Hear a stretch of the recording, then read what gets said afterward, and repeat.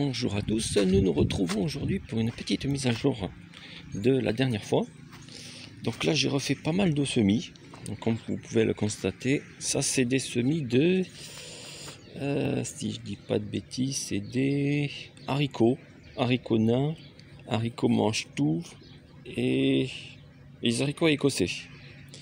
J'en ai fait deux de chaque, donc c'est-à-dire là 1, 2, puis une autre variété et une autre variété là. À savoir que dans la chambre de culture, il y en a pareil, il y en a aussi beaucoup plus. Je crois que j'ai fait à peu près 500 plants. J'aurais bien voulu vous montrer, malheureusement je peux pas, parce qu'à chaque fois ça bloque. L'image elle n'arrive pas à capturer, puis du coup la vidéo elle bloque. Donc je suppose c'est parce que c'est la lampe UV qui est dedans qui fait ça. J'ai mis une lampe UV de culture à 450 watts, si je dis pas de bêtises. C'est une lampe UV qui fait du bleu. Alors je sais plus c'est quoi, je crois que c'est du mercure, un truc comme ça, je ne sais plus. Aucune idée. Et j'ai un souffleur à extracteur pour le chauffage qui doit souffler du 400 mètres cubes par heure et qui souffle à peu près une température de 50 degrés. Ce qui fait à peu près dans la pièce l'équivalent de 30 degrés, 25-30 degrés, donc ce qui est très très bien pour les petits semis.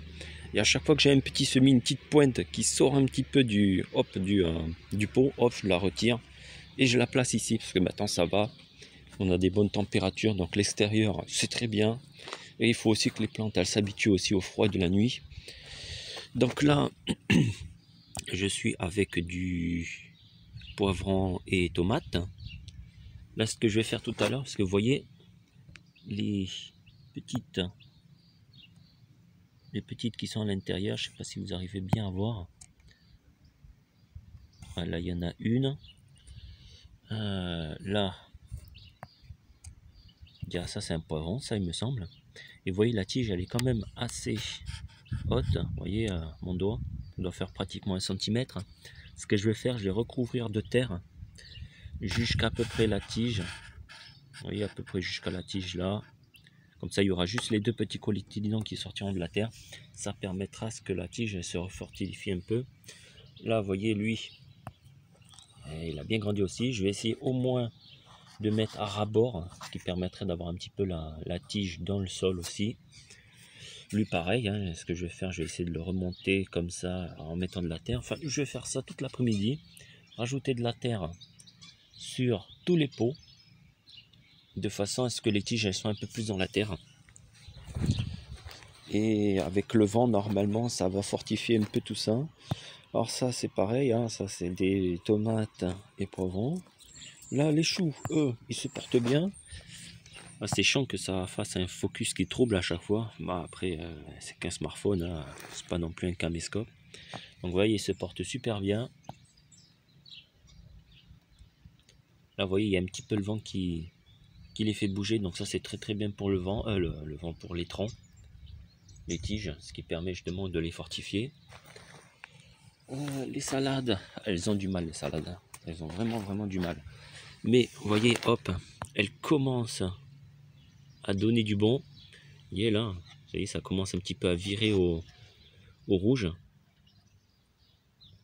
Voilà, légèrement un petit peu de rouge. Je vais essayer de zoomer le plus possible. Je sais pas si vous arrivez à voir. Un petit peu de rouge. Moi j'ai vraiment le soleil qui flash dessus. Je sais pas si vous le voyez. Lui peut-être. Peut-être lui. Hop. Je sais pas si vous arrivez à le voir. En tout cas, voilà, ça commence à faire un petit peu de rouge. Donc c'est très bien. Le rouge pour les tomates, n'oubliez pas, c'est vaut mieux privilégier des... pas des tomates, qu'est-ce que je raconte, des salades. Il vaut mieux privilégier des salades de couleur rouge, etc., que des salades vertes crues. Ça attire bien bon les bêtes. Dorifort, il y a quoi d'autre encore comme saloperie de cochonnerie, les limaces et les escargots, bien sûr, hein, et les chenilles. Voilà. Elles raffolent justement de tout ce qui est comme ça, vert cru. C'est pour ça qu'il vaut mieux privilégier tout ce qui est couleur, c'est-à-dire jaune. Vous avez après Vous avez aussi les rouges, comme moi je prends. Il me semble que vous avez des violettes, je crois. Je suis pas sûr, mais il me semble avoir vu ça. Donc là encore, ça c'est les premières tomates qu'on a fait. Donc vous voyez, elles sont super. Pas de souci. Elles sont très très belles. Elles ont bien poussé. Pareil, je vais remettre un peu de terre à ras-bord. Vous savez, par exemple celui-là. Ce qui permettra de partir du fond jusqu'à là de la terre. Ce qui permettra au tronc de repartir sur une bonne base. Voilà. Donc ça c'est très très bien. Quoi dire d'autre? Quoi dire d'autre? Bon bah c'est tout. Hein. Là j'ai mon petit pommier. J'ai mon petit pommier qui commence à faire énormément de fleurs. Alors ça c'est super top. Lui vous voyez je l'ai... Ah ça c'est vrai ça, je vous ai pas montré comment on taille les arbres. Vous voyez là je l'ai taillé de cette façon là. Moi que je vous le montre. Parce que ça c'est vrai que les arbres je les montre pas. C'est quand même mon truc hein, les arbres. Hein. Il faudra quand même que je vous les montre. J'ai fait aussi le... Comment ça s'appelle? Mandarinier. Lui qui est juste là. Vous voyez, je l'ai taillé de cette façon. Moi que je vous les montre. Donc la prochaine taille, je crois que c'est en... Quand il va produire, c'est-à-dire en hiver. Hein. Quand il va faire ces petites boules de fruits, je pourrais retailler un petit peu à la rigueur pour vous montrer ça. Là, lui, pareil, hein, je l'ai taillé de cette façon. Il faudra aussi que je vous le montre comment on taille ça. Ça c'est le, pas le prunier, n'importe quoi. Mais qu'est-ce que je dis comme connerie? Ah, le figuier. Ça c'est le figuier, ça. Vous voyez, il commence déjà à faire des petites boules. Des petites boules de feuilles. Et il refait là aussi. Lui commence à produire aussi. L'oranger. Normalement, l'oranger n'est pas censé produire maintenant. Je ne sais pas pourquoi il fait ça maintenant. Il est censé produire un petit peu après. Pour pouvoir avoir ses fruits en hiver. Peut-être parce qu'il est un peu malade, hein, je sais pas. Enfin, il était très très malade, hein, ça je m'en souviens. J'ai réussi à le rattraper. Vous voyez. Pareil, je l'ai taillé de cette façon. Je sais pas si vous pouvez bien capter comme je fais là. De toute façon, je vous les remontrerai comment on taille. Là, par exemple, vous voyez, ici au milieu, il a tendance à trop partir au milieu. Et ce qu'il faudrait faire, c'est prendre cette branche-là, vous voyez, puis la tirer, comme j'ai fait là. Et là, j'ai pris cette branche-là, je l'ai voûtée avec une corde, la corde qui est là. On va tenir sur un caillou pour le tirer vers le bas, pour essayer de le refaire partir. Parce que le truc, c'est que cette tige-là, elle partait vraiment au centre. Et du coup, hop, la faire voûter. Ah, ça, c'est le problème des arbres. Ils font beaucoup ça. Ah, à part ça, mais regardez-moi ces piafs là qui se battent. À part ça, ben eux, ça va, ça se passe très bien. Bientôt, je vais pouvoir récupérer les petites graines.